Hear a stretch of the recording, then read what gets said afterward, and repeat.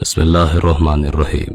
السلام علیکم پیارے دوستوں، آج کے اس ویڈیو میں ہم حضرت ادریس علیہ السلام اور موت کے فرشتے کا ایک عجیب و غریب واقعہ آپ کو بتائیں گے۔ یہ ویڈیو بے حد ہی دلچسپ ہے، اس لیے آخر تک ضرور دیکھیے گا۔ سیدنا ادریس علیہ السلام ایک دن اپنے کام سے فارغ ہو کر بیٹھے تھے کہ ملک الموت آدمی کی صورت میں مہمان کے طور پر رات کو حضرت ادریس علیہ السلام کے دروازے پر آ پہنچے۔ حضرت ادریس علیہ السلام ہمیشہ روزہ رکھنے والے انسان تھے۔ جب شام ہوتی افطار کے وقت آپ کا کھانا جنت سے آتا، جس قدر چاہتے کھا لیتے، باقی کھانا پھر جنت میں چلا جاتا۔ اس دن کا کھانا جب آیا تو حضرت ادریس علیہ السلام نے وہ کھانا اس مسافر کو پیش کر دیا، لیکن مسافر نے کچھ نہ کھایا اور قدم پر قدم رکھ کر عبادت کرتا رہا۔ حضرت ادریس علیہ السلام ان کا یہ حال دیکھ کر بہت متاثر ہوئے کہ یہ کون شخص ہے۔ اگلے دن حضرت ادریس علیہ السلام نے ان سے کہا، اے مسافر، تو میرے ساتھ چل کر خدا کی قدرت جنگل میں جا کر دیکھ۔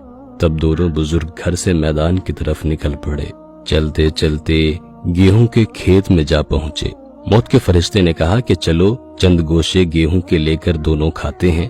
حضرت ادریس علیہ السلام نے فرمایا، عجیب بات ہے، رات کو تو نے حلال کھانا نہ کھایا، اب حرام کھانا چاہتا ہے۔ یہ وہاں سے دونوں بزرگ دوسرے باغ میں پہنچے اور وہاں بھی انگور کو دیکھ کر حضرت اسرائیل علیہ السلام نے کھانے کا ارادہ فرمایا۔ حضرت ادریس علیہ السلام نے فرمایا کہ خیر کی ملکیت میں تصرف حرام ہے۔ پھر جاتے جاتے ایک بکری دیکھ کر حضرت اسرائیل علیہ السلام نے کھانے کا ارادہ کیا۔ حضرت ادریس علیہ السلام نے کہا کہ بیگانے کی بکری کو ذبح کر کے کھانا منع ہے۔ اس طرح 3 روز تک دونوں آپس میں گفتگو کرتے رہے۔ جب حضرت ادریس علیہ السلام کو لگا کہ یہ شخص انسان نہیں معلوم ہوتا، یہ کون شخص ہے، اور فرمایا کہ خدا کے واسطے ظاہر تو کر کہ تو کون ہے۔ مسافر نے کہا کہ میں اسرائیل علیہ السلام ہوں۔ حضرت ادریس علیہ السلام نے فرمایا کہ سب مخلوقات کی جان تم ہی نکالتے ہو۔ انہوں نے کہا کہ ہاں۔ ادریس علیہ السلام نے فرمایا، تم شاید میری جان قبض کرنے آئے ہو۔ انہوں نے کہا، نہیں، میں تو تمہارے ساتھ خوشخبری کرنے آیا ہوں۔ حضرت ادریس علیہ السلام نے کہا کہ 3 دن سے تو میرے ساتھ ہے، کیا اس وقت بھی تو نے کسی کی جان قبض کی ہے؟ وہ بولے، تمام روحوں کو قبض کرنا ہمارے ہاتھ میں ایسے ہے جیسے تمہارے دونوں ہاتھوں کے نیچے روٹی رکھی ہوئی ہو، یعنی جس کی موت کا حکم ملتا ہے اللہ پاک کے حکم سے میں ہاتھ بڑھا کر اس کی جان قبض کر لیتا ہوں۔ اور بولا، اے حضرت ادریس علیہ السلام، میں چاہتا ہوں کہ تیرے ساتھ رشتہ داری قائم کروں۔ حضرت ادریس علیہ السلام نے فرمایا کہ میں تیرے ساتھ رشتہ داری قائم کروں گا، آپ مجھ کو روح قبض کرنے کی کرواہٹ سکھا دیں تاکہ مجھے زیادہ خوف ہو اور عبرت ہو، میں اپنے خالق کی اور بھی زیادہ عبادت کروں۔ ملک الموت نے کہا کہ میں اللہ کی خوشی کے بغیر کسی کی جان قبض نہیں کر سکتا۔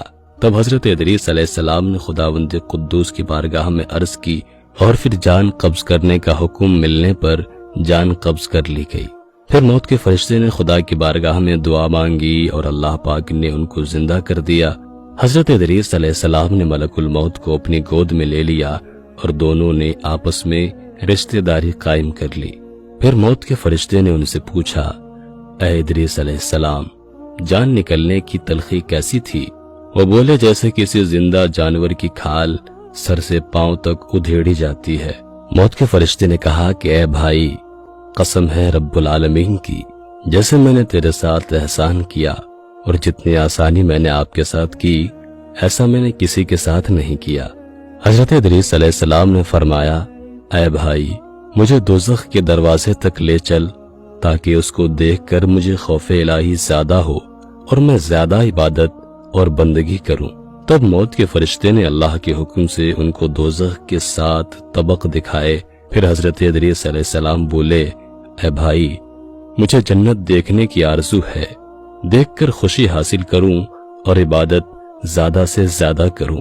موت کے فرشتے حضرت اسرائیل علیہ السلام ان کو جنت کے دروازے پر لے گئے۔ پھر انہوں نے جنت کے مناظر اپنی آنکھوں سے دیکھے۔ پھر کہنے لگے، اے بھائی، میں جان کے تلخی سہ چکا ہوں، پھر دوزخ بھی دیکھی اور میرا جگر پیاس کے مارے جل رہا ہے، اجازت ہو تو بہشت میں جا کر ایک پیالہ جام پی لوں۔ تب انہوں نے کہا، ہاں، اگر تم واپس آنے کا وعدہ کرو۔ شاید پیاس کی وجہ سے حضرت ادریس علیہ السلام نے واپس آنے کا وعدہ کر لیا اور اللہ تعالیٰ کے حکم سے اپنی جوتیاں درخت طوبہ کے نیچے چھوڑ کر بہشت میں داخل ہو گئے، کیونکہ باہر آنے کا وعدہ کیا تھا، اور نالین کو بھی درخت کے نیچے چھوڑائے تھے۔ کچھ دیر بعد موت کے فرشتے نے ان کو آواز دی، اے بھائی دیری مت کرو۔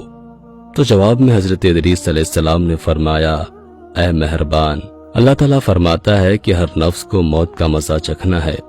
اب تو میں نے موت کا مزہ چکھ لیا ہے اور میں دوزخ میں بھی پہنچ چکا ہوں، اور یہ بھی اللہ عز و جل فرماتا ہے کہ ان کو وہاں کوئی تکلیف نہ پہنچے گی اور نہ ہی ان کو وہاں سے نکالا جائے گا، یعنی جو جنت میں گیا واپس نہ نکالا جائے گا۔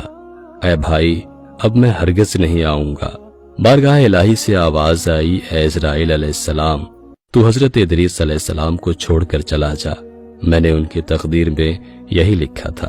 حضرت ادریس علیہ السلام موت کا مزہ چکھ کر اور دوزخ کو بھی دیکھ کر جنت میں جا رہے تھے۔ تب حضرت اسرائیل علیہ السلام بولے، ہر نبی پر جنت حرام ہے جب تک کہ جنت میں خاتم الانبیاء حضرت محمد مصطفیٰ صلی اللہ تعالی علیہ وآلہ وسلم داخل نہ ہو۔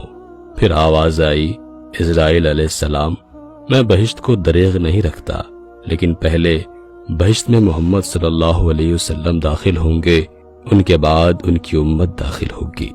حضرت ادریس علیہ السلام تو بہشت میں چلے گئے اور ان کے سب فرزند ان کے جدائی میں گریہ اور زاری کرنے لگے، ان کی یاد میں آنسو بہاتے اور بہت روتے۔